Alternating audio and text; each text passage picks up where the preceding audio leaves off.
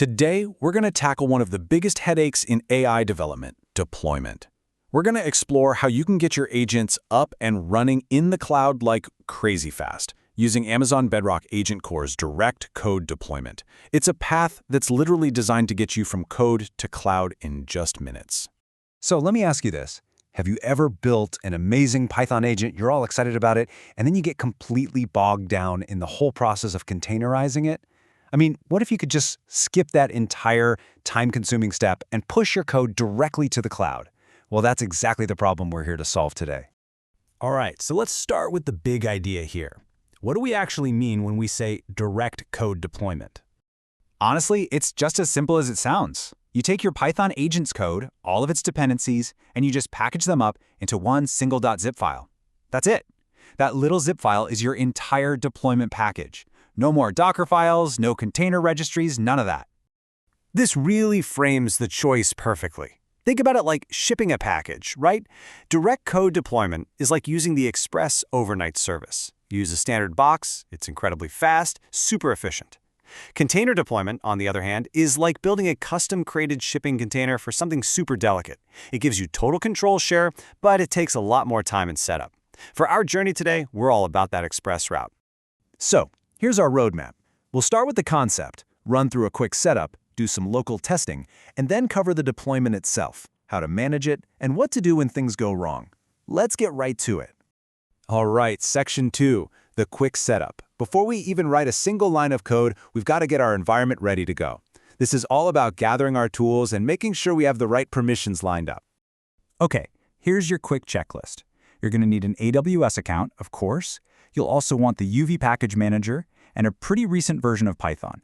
Now, the really crucial parts are getting your IAM, that's your identity and access management permissions, set up correctly, and also making sure you have access enabled for whatever model you want to use, like, say, Anthropic's Claude Sonnet. Now for the fun part. Let's get our hands dirty and do some building and testing. You know, before we launch anything into the cloud, it's absolutely essential to test it all out in a safe local environment first. This just makes sure our agent works exactly like we think it should before it goes live. The local workflow is this really simple three-step dance. First, you run AgentCore Create, and that just generates a skeleton project for you to work with. Next, you run AgentCore Dev to fire up a local server, and finally, you just send a quick test prompt with a curl command to make sure your agent is actually awake and listening. And this is what you want to see. A nice, clean JSON response confirming that your agent is alive and well on your local machine. It's that little aha moment when you know your core logic is actually working. So satisfying. Okay, so we've got a successful local test under our belt. It is time for the main event, deploying to AgentCore. Let's take our little local agent and make it accessible from anywhere in the cloud. And believe it or not, the entire deployment boils down to this one single command, AgentCore deploy. I'm not kidding. This one command handles the whole shebang. It packages your code into that zip file, uploads it to an S3 bucket, and deploys it to the AgentCore runtime. It is just an incredibly slick process. And once it's live, talking to your agent is just as easy. You just use the AgentCore invoke command, followed by whatever you want to say. Your agent, now running happily in the cloud, processes your request and sends a response right back to your terminal. Simple, direct, and it just works. So the journey doesn't just end at deployment, right? A huge part of the lifecycle is managing, updating, and eventually cleaning up your resources. So let's take a look at how to handle all those post-deployment tasks.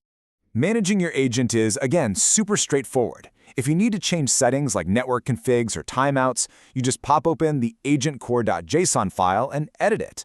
If you've updated your code, you just run AgentCore deploy again to push up the new version. And when you're all done, the remove all command tears everything down cleanly. No mess left behind.